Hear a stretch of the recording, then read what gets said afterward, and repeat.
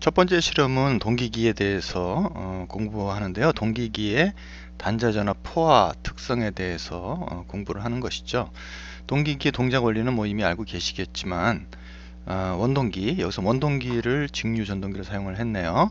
그래서 원동기를 사용을 해서 동기 전동기를 돌리면서 그 결과를 이제 확인하는 내용이 되겠습니다.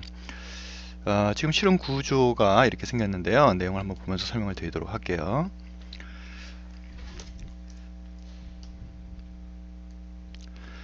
원동기로 쓰이는 것이 DC 모터입니다. 왼쪽 부분에 있는 것이 DC 모터고요. 오른쪽 부분에 있는 것이 동기 발전기로 이제 사용을 하겠다는 거죠.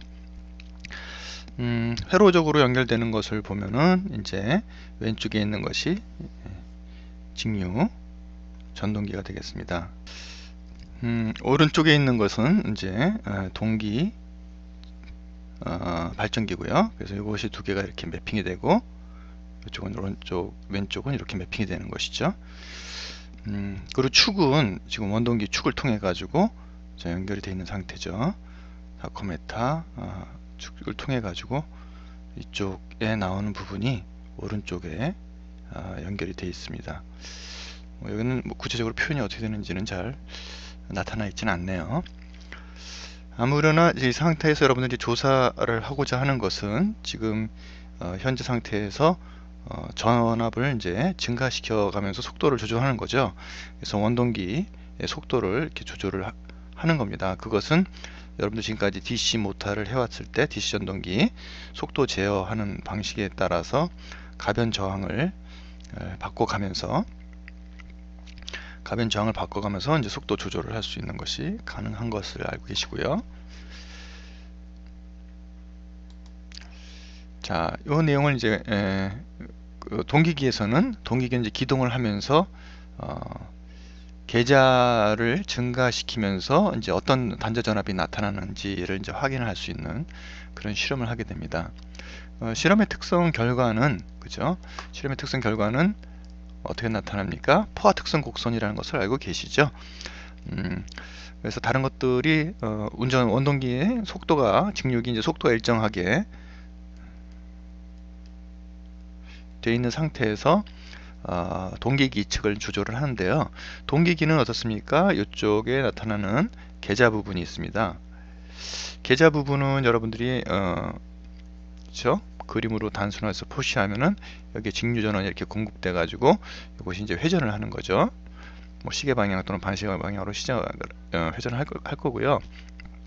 여기들은 직류 전원을 가변 저항을 조절을 해서 직류 전류 I 값을 갖다가 조절을 하게 되겠습니다.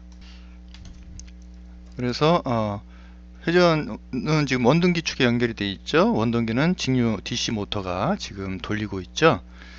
돌고 있는 상태에서 축에는 이것이 돌면서 이제 삼상 그 바깥에 연결되어 있는 뭐 이런 식으로 표시를 할까요? 삼상 권선의 전압을 발생시키게 되는 거죠. 삼상 권선은 화면에는 뭐 이런 식으로 표시가 되어 있고요. 기계적으로는 여기 삼상이 이제 한 세트씩 A상, B상, C상 이렇게 바깥에 있습니다. 이것은 이제 어떻게 결선하느냐. 그래서 보면은 여기서 456을 쇼트시키니까 여기서 이제 어떤 거 하나를 쇼트시키겠죠. 456에 해당하는 부분 커먼을 시키는 거죠. 커먼을 시키고 그래서 여기 각각 A상, B상, C상의 내용을 원하는 방향으로 결선을 할 수가 있겠죠. 이걸 시동시키는 방법은 여러분들 처음에는 유도기 원리로 돈다라고 생각을 이해를 하셨을 거예요. 전류가 이제 이렇게 흐르면서 여기가 자화가 된 내용들이 발생하고 이것이 자화가 되고요. 자화가 된 그런 그 회전자가 회전자계하고 결합을 해서 이제 회전을 진행하게 되겠습니다. 그리고 곡선의 모양은 어떻게 될까요? 우리가 여기서 말하는 I 전류 IF가 되겠죠. IF 값을 증가함에 따라서 발생하는 전압 V의 값은 어떤 식으로 됩니까? V의 값은 결국은 파이에 비례하는데 I하고 파이의 관계는 히스테리시스 관계였죠. 그래서 직선으로 이렇게 쭉 올라가는 게 아니라 히스테리시스 관계로 이렇게 포화를 하게 되는 그런 모양의 결과를 얻게 되겠습니다. 두 번째 실험은 P분의 120F라고 하는 수식을 이해하는 겁니다. 즉 동기 속도, 여기서 우리가 항상 P분의 120F를 얘기를 할 때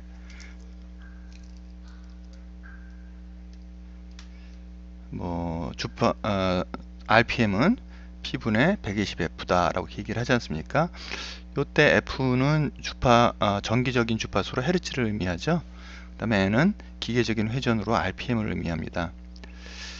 즉 전동기가 여기서 이제 회전하면서 이쪽에 원동기가 이제 회전하는 속도는 결국은 전기적으로 발생하는 주파수하고 이제 관계가 이렇게 맺어지는 거죠. 일반적으로 2극기, 뭐 4극기, 6극기 뭐 이런 식으로 사용을 하게 되지 않습니까? 극수를. 그리고 헤르츠는 60Hz를 쓴다고 그러면은, 그렇죠? 2극기로 하게 되면 어떻게 되죠? 3600rpm이 되고요. 그죠?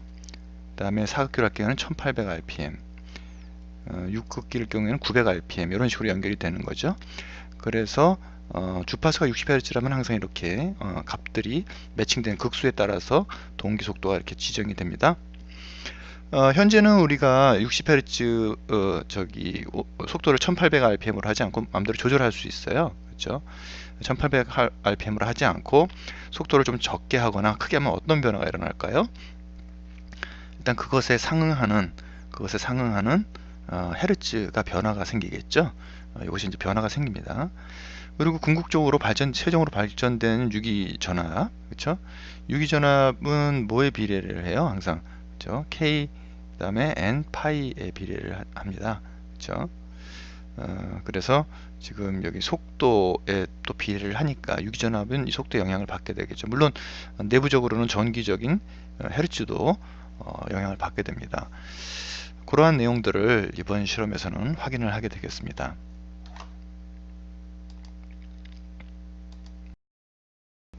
세 번째 실험은 결선에 대한 내용입니다. 지금 여러분들이 회로에서 보이는 부분은 실험 키트에서 보이는 내용은 A상, B상, C상이 이런 식으로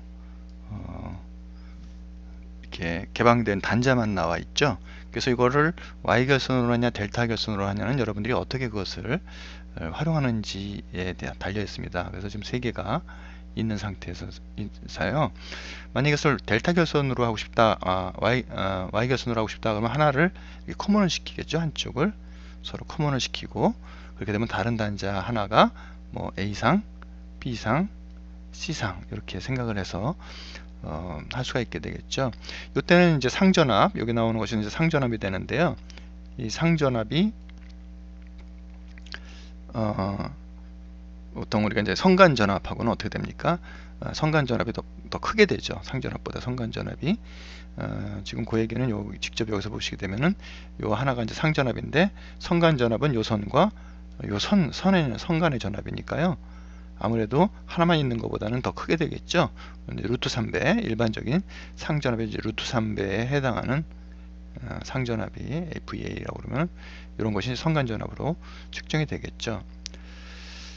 반대로 이걸 델타 결선으로 할 경우에는 어떻게 되겠습니까? 델타 결선으로 할 경우에는 각 상에서 나온 내용들을 이렇게 이런 식으로 이렇게 연결을 하면 델타 결선이 되겠죠. 그때 이제 이 모양을 갖다 이제 델타 결선 모양으로 하면 삼각형 모양이 되는 거죠. 여러분들 알고 계시듯이. 그리고 이것이 이제 송전선을 통해서 이렇게 가게 될 경우에 한 성간 전압은 결국은 요 상 하나에 걸쳐 있는 전압과 동일하게 됩니다. 그래서 상전압과 성간 전압이 델타 결선일 경우에는 같게 되는 거죠. 그런 것들을 염두에 두시고 결선 방법, 그 다음에 상전압과 성간 전압의 개념을 한번 정리해 보시면 좋을 것 같습니다. 마지막으로는 효율에 관한 내용이 되겠는데요. 동기발전기 효율을 계산하는 문제입니다. 간략하게 설명을 드리자면은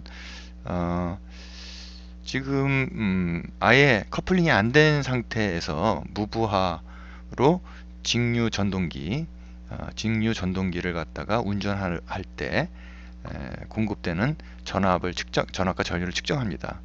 그러면 이제 아무것도 없는 상태, 그죠? 이게 발전기가 연결되지 않은 상태에서 이것이 소진을 하는 전동기가 직류 전동기가 소진하는 값이 되겠죠. 그리고 두 번째 측정을 할 때는